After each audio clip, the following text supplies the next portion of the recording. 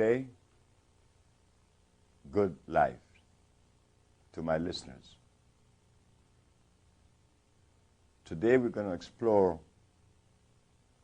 the journey of the Carbon Papers 2. In the journey, we're going to select two of the most important things that one could apply to one's life. In the journey, be like tools, like a carpenter with his hammer, like a tailor with his needle.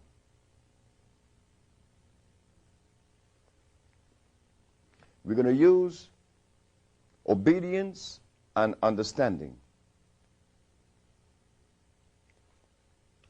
Obedience to what? To the laws of life.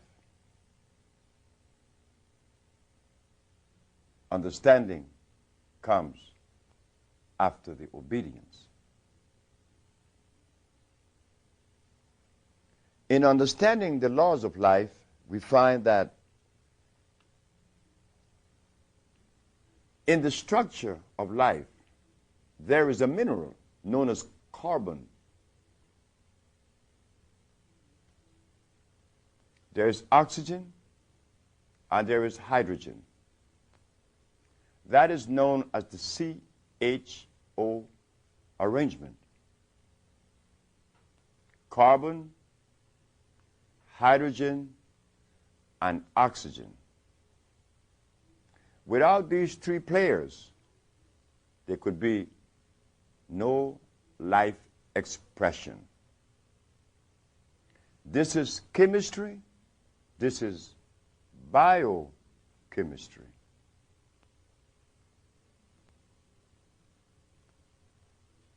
In the past 300 years, we have been listening, reading to things about things such as vitamins, protein, enzymes. Yet I found that very few people knows what these things are and what role they play in the human body. You know, it is like giving someone a toy and telling them that Santa Claus brought this toy. That's not the truth. So when we accept protein, vitamins, and enzymes as players in this life procession, then we are prepared to accept melanin.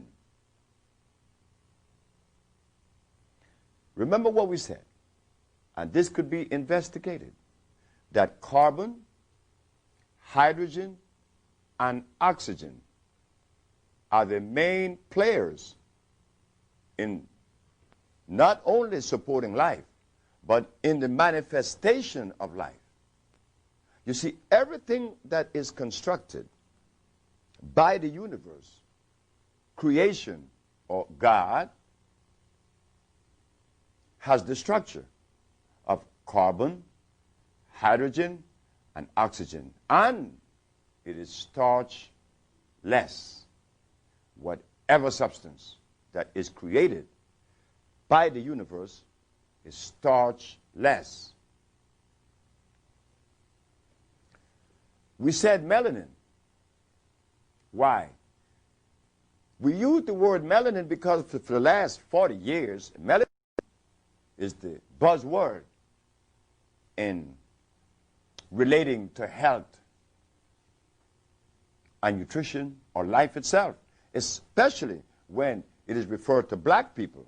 Most black people tells me that melanin is what makes them black.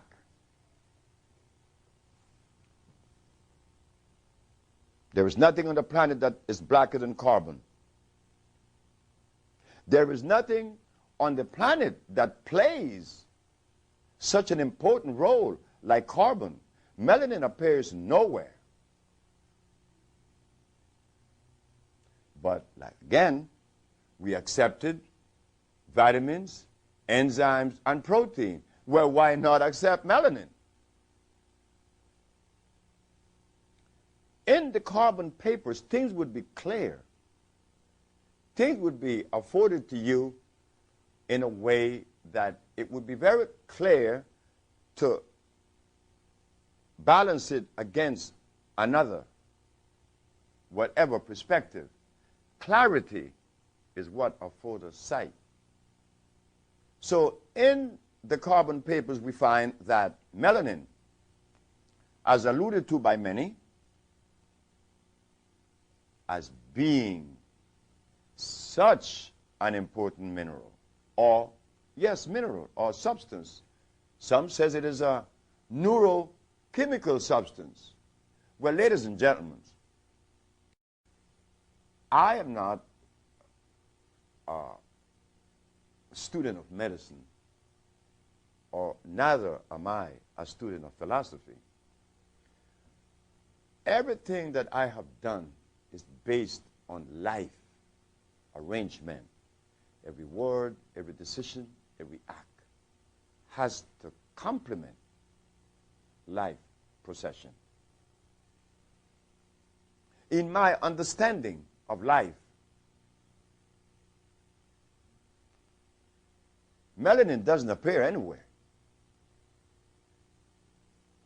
But I am told, or I was told by some of the people that promotes it and write about it, I asked the young lady,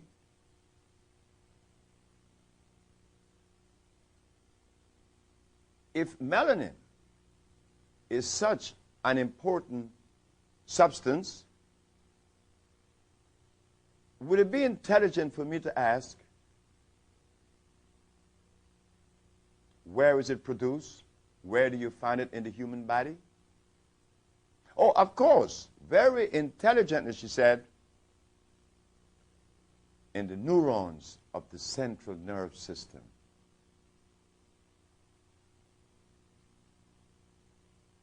I was really surprised. I have never been to school, whether kindergarten or college.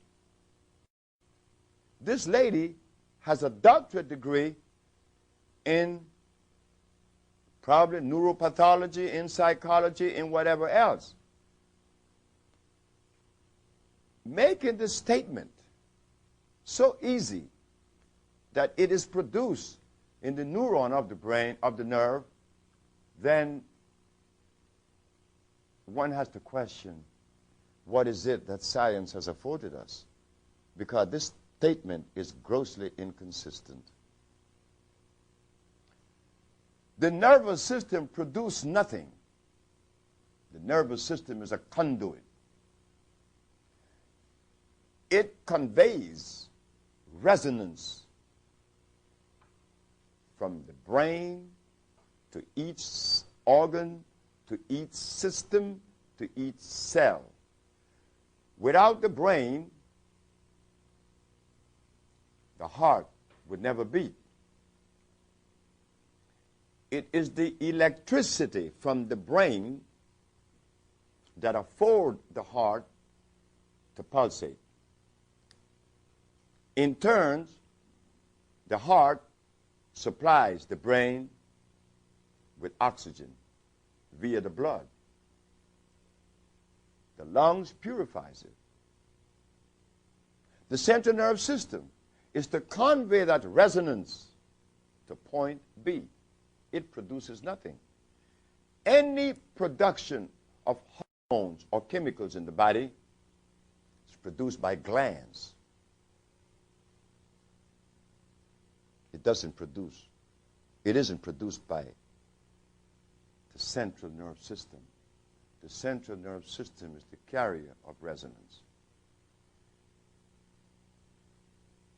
But because we have to accept what the intelligentsia has afforded us, because we have no right to question. That right has been removed from us.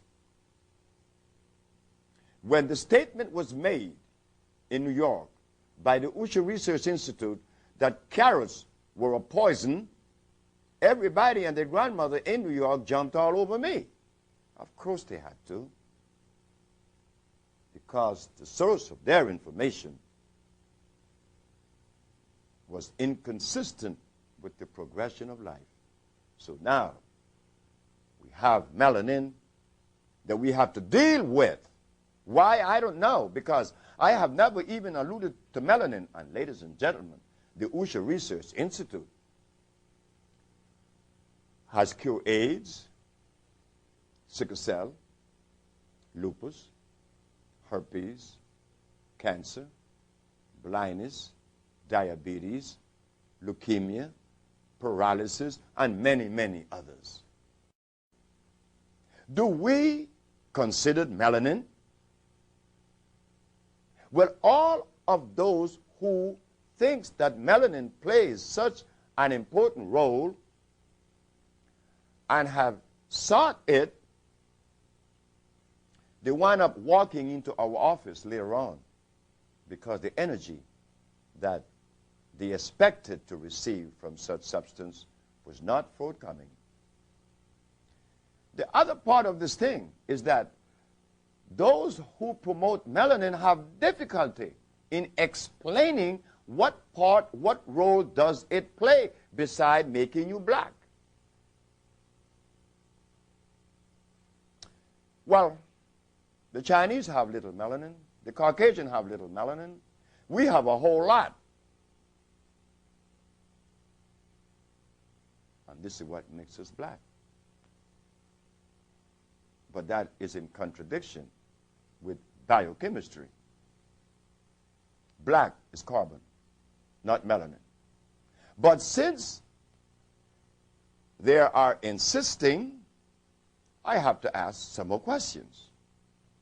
I was in a radio program by Mr. Jawanza in Washington, D.C. recently, and I was asked to share the program with Dr. Lilo Africa. I said, no, I don't think that I would like to do that. And they asked me why. I said, because there will be contradiction, and then we're going to confuse the listening audience. And I don't think that I want to do that, because after I read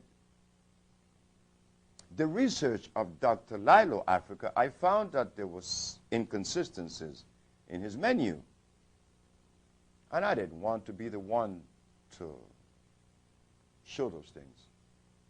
Well, Jawanza said, he insisted, he called back next day and said, we want you on the program to do precisely what you said exists. I'm embarrassed, because I don't want to be the one that they would consider the judge. So Dr. Lilo Africa came on the program, and he alluded to melanin.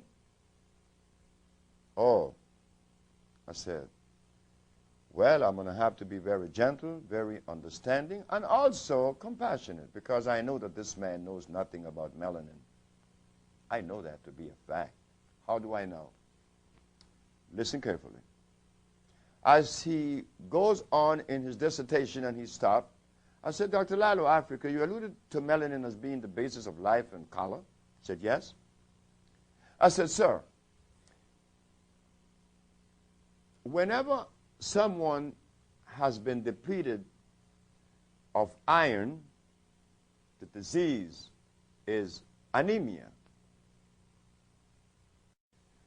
And if they are heavily deficient or more deficient, you will come up with leukemia.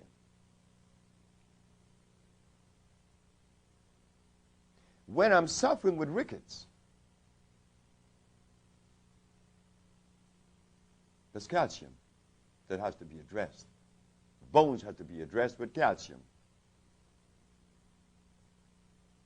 If my brain or when my brain is lacking of energy, well, again, we have to look at copper and carbon.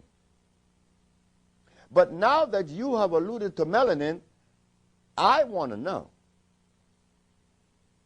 when I find myself deficient, and I will, because minerals go through deficiency, absorbed and utilized with energy.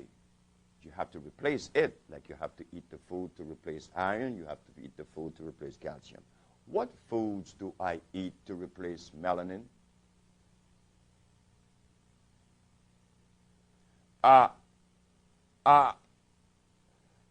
Those foods have been classified.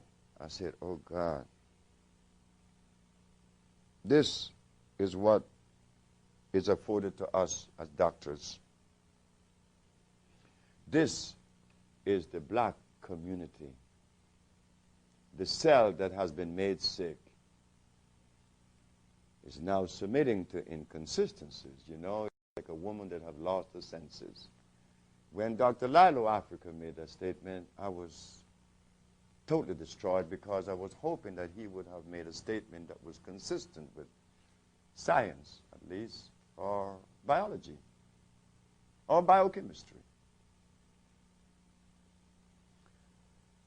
I was not too pleased, because I want to hear something good. I'm not the only one that is supposed to be out there affording what I'm affording. I want there to be many that I could be at ease with myself, because the load is heavy now.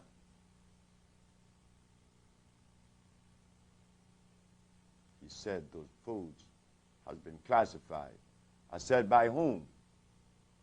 Because if this food has been classified, we ought to know who classified them, because we are the one at jeopardy.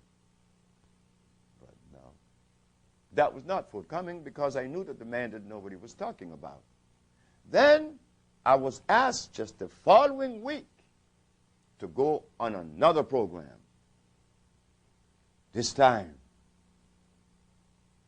it is with Mr. Kweku Ando. Oh my God, I didn't want to go on the program. Again, because I know that there are inconsistencies. Dr. Kweku Ando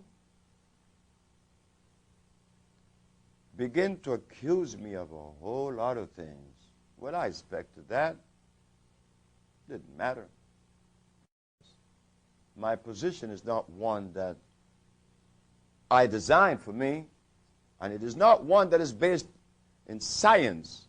It is based on that cosmic arrangement that never fails, because it is consistent with life, which I will explain. Dr. Kweku Ando said that I go around telling people that they should not eat carrots and beans.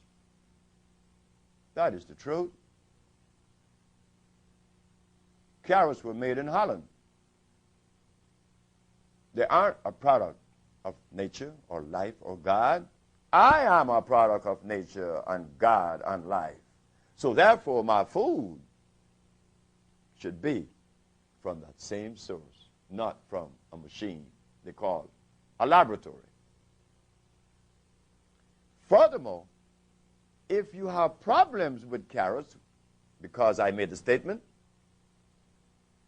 there are measures that you could use to know whether the substance is natural or unnatural.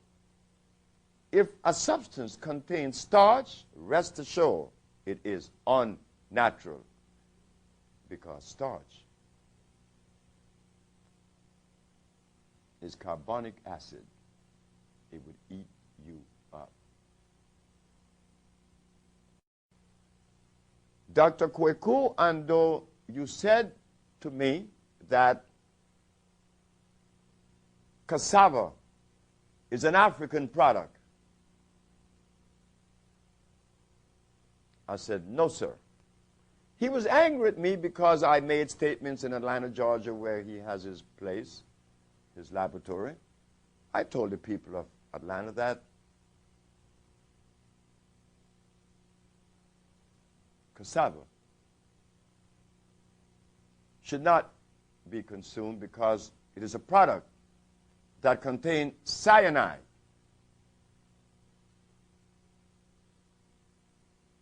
Cyanide has the ability to change the images in front of your eyes and also your thinking pattern. But since no one in the health field in or out of Africa has done any research on foods that is being afforded to us. You see, the gorilla cannot eat the polar bear food, nor vice versa. When I asked Dr. Kweku Ando, are you saying that cassava is a natural product? He said, yes, and you were wrong. I said, thank you. I didn't have to say any more because I knew that if my brother, Dr. Ando, had done the research that was necessary to afford himself as a practitioner of health, he would not have made that statement. So, myself, it would have been abusive on my part if I had pursued the dialogue, because I already knew that my brother didn't know. The other part of the carbon paper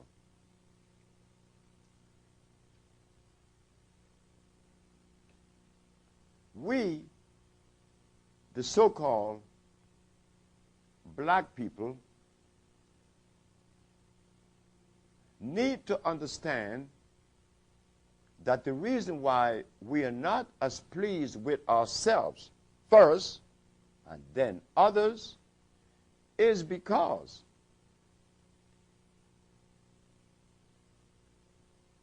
we have yet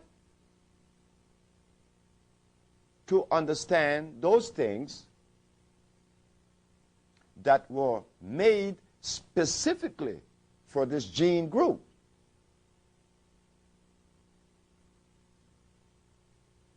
I said that the human body, being a replica of the universe and life expression, if one organ has been suppressed, the whole body would be sick. The heart, the lungs, the liver, whatever organ. We find today that because of clarity, we see that there is a cell that has been suppressed. That's the cell that I, Dr. Sebi, represent. And it is until this cell or this organ that is a member of the whole human race not given, but regain the freedom of expression and the freedom of giving, then and only then would peace be experienced internally and externally. Why? Look at history. Look at the example giving. We have been suppressed. And is it by chance that one of us has been selected to bring the healing of the world? But that was what we were always about. That history, that story has not been told. What was happening in the forests of Africa millions and millions of years ago? That story has not been told. But as we begin to do that which the Bible recommends that we do, we will see everything. Honor thy mother and thy father, that thy days may be long on the land. Are we in compliance? The answer is no. Should we feel guilty? The answer is no. We, like everyone else,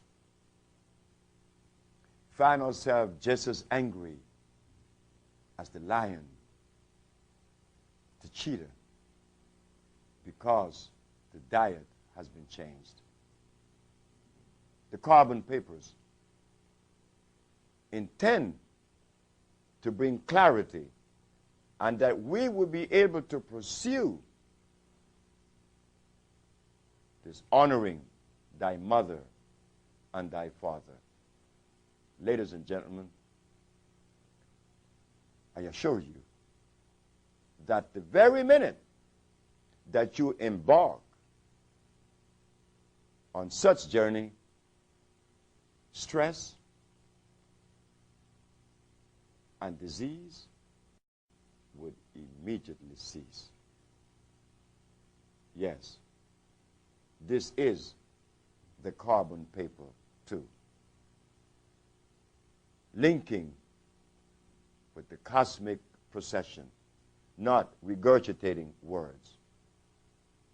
It is about clarity. Thank you very much.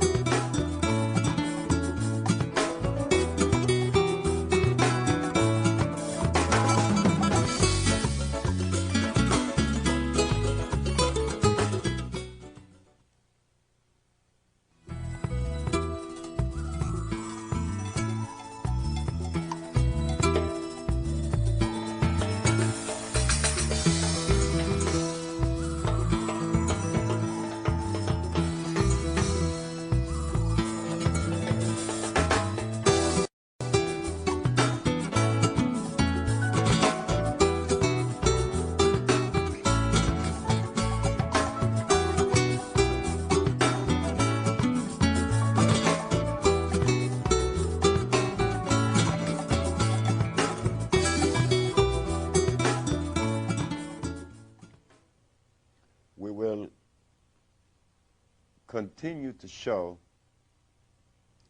natural examples to substantiate our position. In every endeavor of life that one embarks,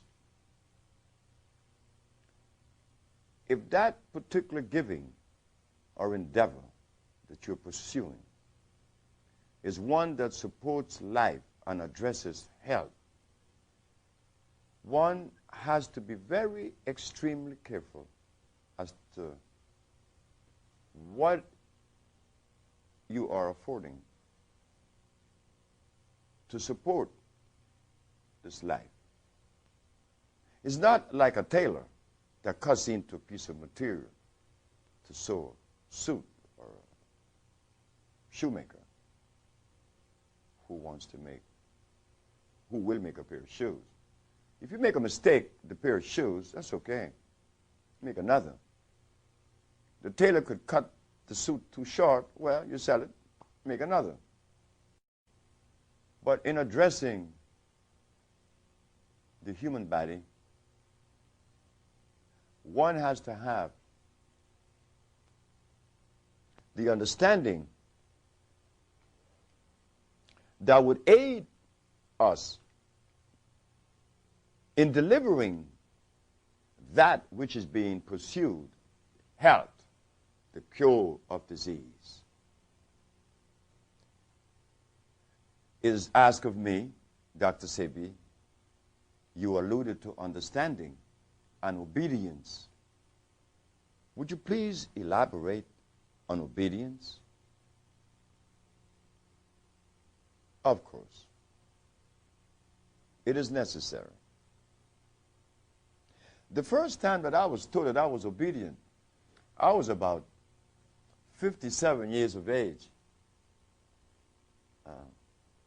I went to visit a man named Mr. Roger from St. Vincent. He lived in New York. He was 94 years of age then. We talked for about 6 hours about many, many things and beautiful things. The man was born the same month with me. They call us Sagittarius. When I was leaving, going out the door, he said, Dr. Sebi, I want to say this. I have taken your product and I feel good and I enjoyed your conversation, but you know what I got from you? I said, no, sir. You are obedient. I looked at him. And I realized it was to be the first time that someone associated me with obedience. And it was a feeling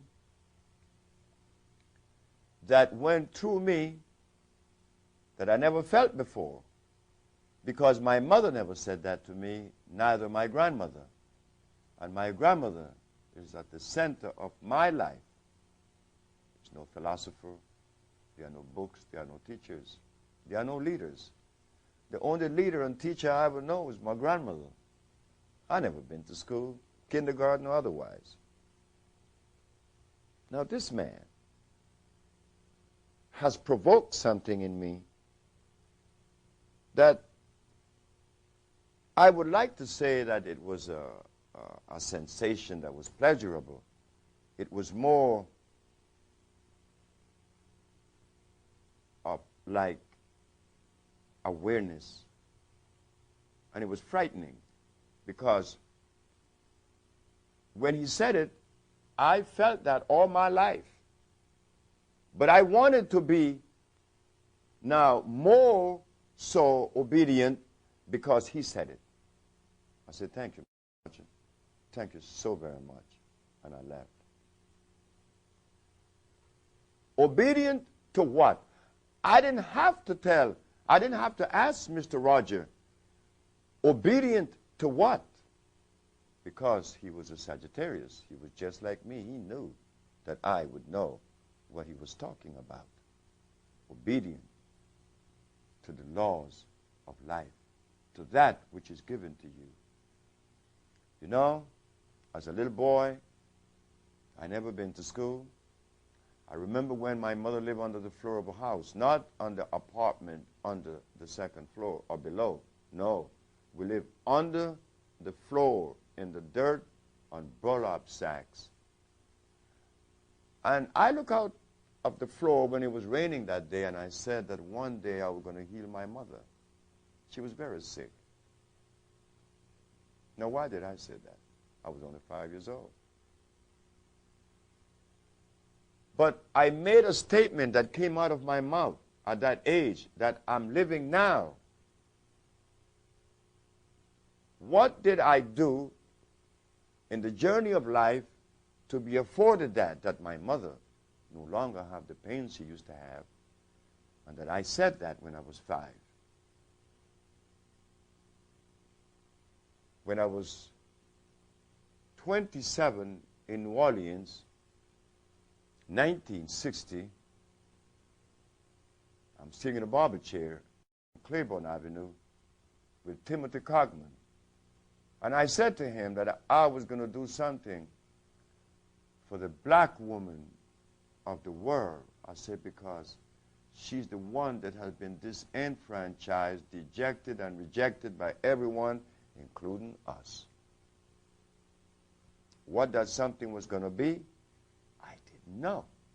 I was a merchant seaman then. Little did I know that I was going to be A healer? At 27, ladies and gentlemen, I was suffering with asthma, diabetes. I was impotent. I was angry. Very extremely angry.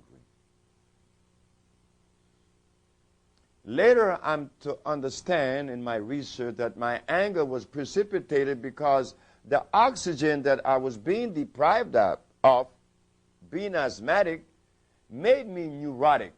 Had to. I'm being deprived of oxygen to my brain. There is instability.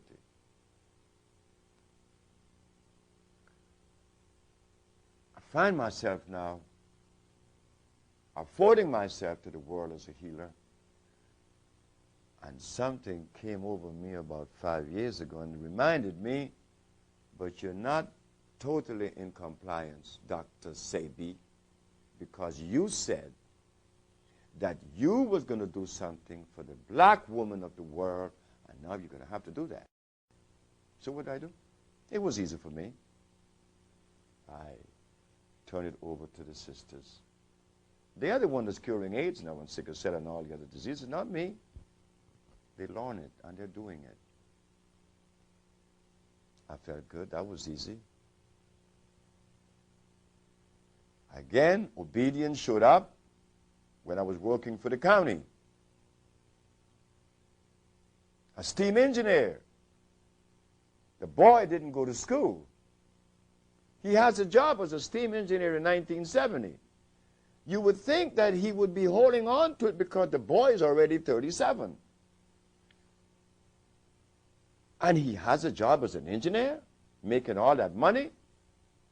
And one day, again come another voice. 2, you're going to quit your job and you're going to quit your wife. I quit my wife that I loved so very much, Marilyn Woods, and I quit my job that was the best thing I ever had. Why did I do that? I don't know why. I remember when I left Maryland, I cried. I cried 5 days. And in my crying, I said, well, if you cry, if you left her, why are you crying? Why don't you go back? But the voice inside said, you better not. Obedience to that voice from inside of you is what I'm talking about. But that voice that comes to us is denied because philosophy has taken over. Philosophy? Well, there is Benedict Spinoza on the improvement of the human understanding. When I picked that book up and I opened it, I didn't understand anything in this book. I thought that I was very stupid. Had to. After all, the boy didn't go to school. Benedict Spinoza is a philosopher. But look at his inconsistencies now. He said, on the improvement of the human understanding, how could your understanding be improved when you're eating hogs, potatoes, rice, and beans? So Benedict Spinoza just gave us a half-truth, or half of his thought, I suppose. I mean, I'm helping the man because he's the philosopher. On the improvement of the human understanding, and it is hog, meat that made the cows mad in England. What did they eat? Meat. So when Benedict Spinoza said, talk about the human understanding, he should have explained that meat and carbohydrates would really play havoc on you, and then you need improvement. But to improve it, you had to leave that stuff. That was not forthcoming. So, after all, I wasn't that stupid, isn't it? Mr. Benedict Spinoza. The other one was, even though I never felt that he, Benedict Spinoza, because he was a philosopher, that he was superior to anyone else, Benedict Spinoza afforded himself by nature, was afforded to us by nature to do just what an ant does or a crab. He has a duty. His was to talk. Mine is different. Mine is to afford healing. As I turn toward the philosophy of healing, because of the carbon papers, meaning the understanding that comes out of that perspective, I was able to see inconsistencies, not only in the allopathic, such as affording us the chemicals that are inorganic and carcinogenic. Why has this been afforded? Because of disobedience. Again, disobedience. You know what happened when you were disobedient to your parents? You get a little whipping, they call it, with a belt. I never got a whipping in my life. Disobedience to the laws of life, yes. Here it is. The allopathic isolates the active ingredients in the plants and then use that. But God made a plant with 102 minerals. When you isolate one, that's a poison. They call that a protoplasmic poison. The herbalist, oh, he just as guilty. The poor healers in America need help. Lots of help. The herbalists and alternative medicine need more help than the physician. Because the healers, the herbalists, are using peppermint, aloe vera, echinacea, golden seal, comfrey, garlic, and all these things are poison. You need help. They need help. They need love. They've been reading books. Life is not a product of a book. So why do we read books expecting to extrapolate from that book substance that is applicable to life? Something is wrong. So when I found that these things were poisonous, I spent and pondered much why things are so clear to me. Is it that I am treading on treacherous ground like Mr. Magoo and I'm totally unaware? Is it that I am insane and I am the... Insanity is something that is real. You could feel you could see a soul, you could feel a pain, but when you are insane, you are the last to know, because the images has changed gradually. I wanted to know if I was insane, because why things are so clear to me and not others? Why is it that I am so easy to change and to drop a previous understanding to something even better that is complementary? Oh, it happened to me. You see, being the little boy that I always am, and I like being that because I get away with things, I'm not serious. I don't have to be serious to know what I'm doing, isn't it? Well, in my embryonic stages of healing, I went to see Mrs. Holloman. Mrs. Holloman said, you know, the salve that you gave me, it made me feel very good. But what am I going to drink now? You said that you're going to afford me the best nutrition there ever been. I said, I want you to drink carrots juice, beets juice, celery juice. She said, hold it. Stop it. I said, yes, ma'am. I'm always obedient. I listen to every one of you. I like to listen. When I listen to you, I learn. She said, you want to be a healer? I said, yes, ma'am. I want to heal everything. She said, but you're not going to do it the way you're going. I said, why, ma'am?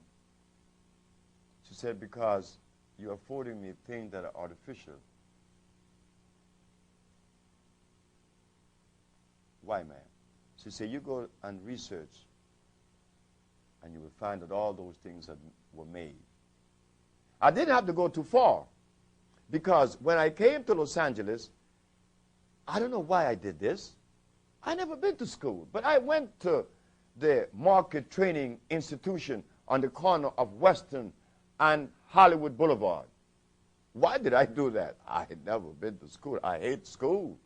I don't like school. I don't like shoes.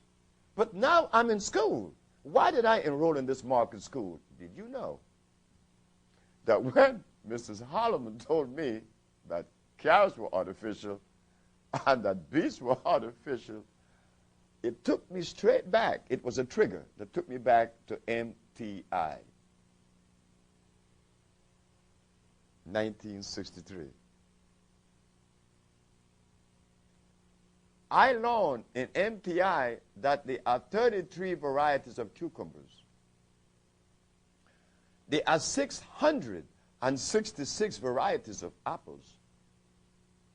There are about 33 varieties of rice. Potatoes, there are about 12 varieties of potatoes. And that these things could be grown twice a year. Then I begin to take it home. The things that God made produces fruit once a year. Not twice, not thrice.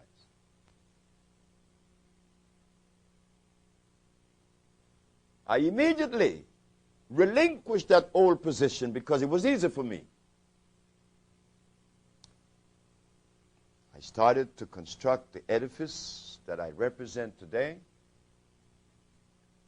And did you know that I left Los Angeles in 1980 to come back to Los Angeles in the year 2002, and all of the healers in California are recommending peppermint, carrot juice, garlic, aloe vera.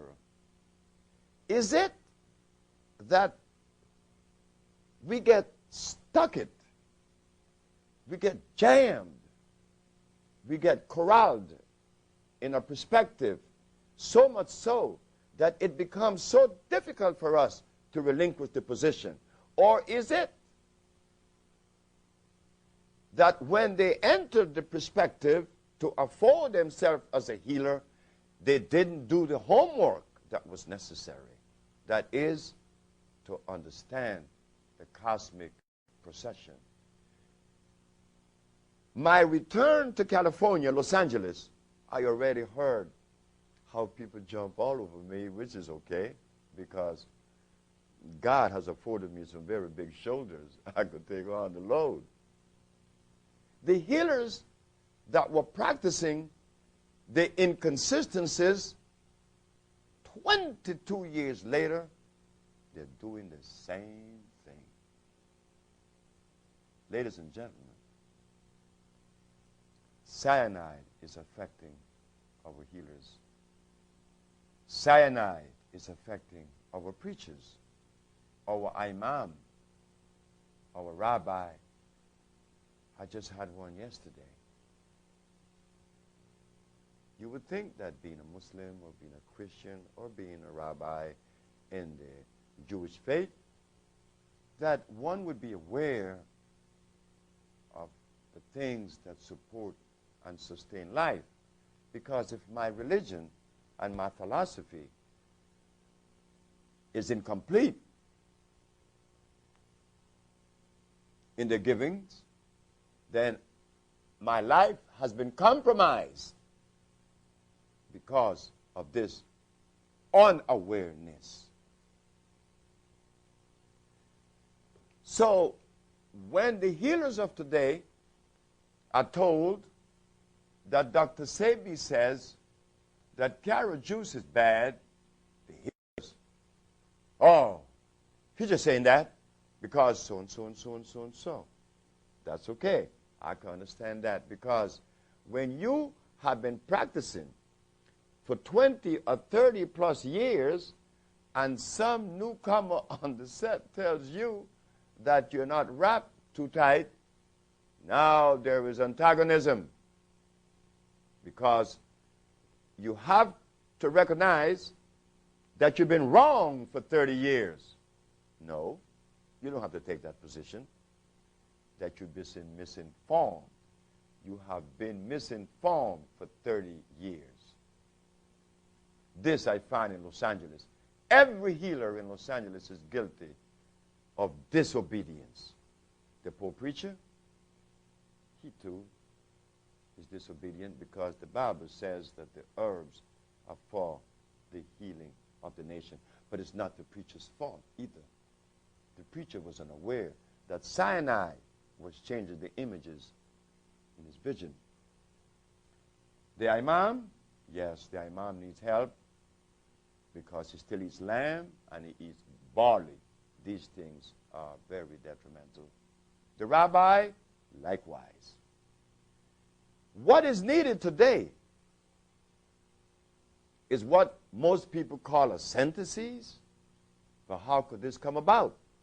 When I said synthesis, because there has to be some collective understanding to stop the violence. Because I remember when I was violent, and that was not precipitated out of me being bad. It was the food that was given to me that made me angry. It is the beef that was given to the cows in England that made them angry. Ladies and gentlemen, we all are stressed. This giving could only be afforded out of the carbon papers because the carbon papers came out of the path of Onghos. The path of Onghos prevents anyone from making mistakes. Mistakes are not made when one is traveling on the path of Onghos. The path of Onghos is the path that is designed by nature for that individual cell group. If that path is not followed and obeyed, there would be stress. Like example, I always give, the gorilla was not placed in Alaska. The gorilla was placed in Africa. But if the gorilla thinks that we are all one, like Homo sapiens always say, well, all the gorilla needs to do is to go to Alaska and sit on that piece of ice with the polar bear, and he would not be here pretty soon, isn't it? Likewise, if the gorilla ever make the mistake to eat the food of the polar bear, it would also take him out. And what do you think is happening to us? This is why the whole planet is angry, because one cell has gone astray. They call that what? The white corpuscles is proliferating. Why? Because the white corpuscle detects that the red cell has accepted a bacteria. It has to cleanse it out. But in cleaning the bacteria, it tends to eat the cell itself. So what do? We fix it by taking it back into its cosmic arrangement, into the cosmic balance. We're going to feed the body that mineral that is deficient. And there goes leukemia. The white corpuscle no longer is proliferating. We need healing. I need healing more than any one of you, because I am aware of my elasticity. I'll soon be 70 next year, and all the damage that has been done to me throughout the year that I indulged in eating those things that were acid, they have taken a toll on me, like they are taking a toll on you, my brothers and sisters, friends, and everyone else. Obedience to the laws of life. It is a thing that we have to go into it gradually. This isn't something that we're going to jump off into it immediately. Steps. But yes, prevent the starch. You begin a good journey. Prevent the uric acid, the carbonic acid, and the lactic acid. Free of those acids, those things that you're pursuing would immediately be given to you, just like they're given to me. Thank you very much. Thank you so very much.